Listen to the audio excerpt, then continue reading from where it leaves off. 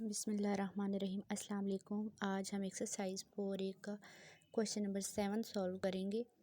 Question number 7 है the pigeon nursery is open 2 time a day 2 by 3 hour 8 noon and 5 by 12 hour in the afternoon. How much time is the pigeon nursery open every day?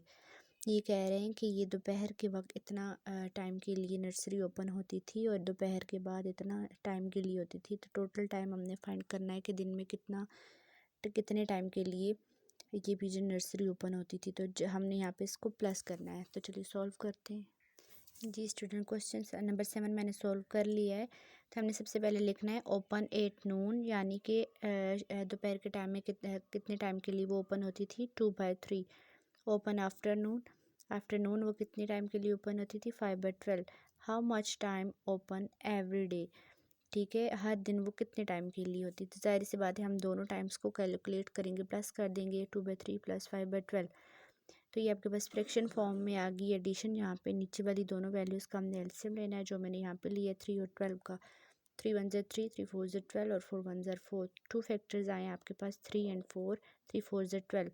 It's mean कि आपके पास जो LCM निकल के आया है वो 3 और 12 निकल के आया है।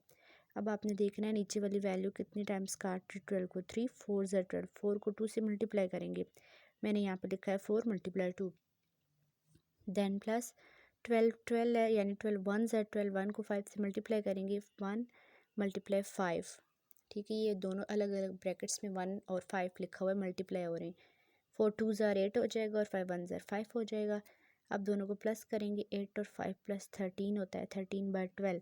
टोटल टाइम कितने टाइम के लिए ओपन हो रही थी पिजन नर्सरी 13 by 12, यानी इसकी फ्रैक्शन ये निकली है। इतने टाइम के लिए नर्सरी डेली ओपन हो रही थी।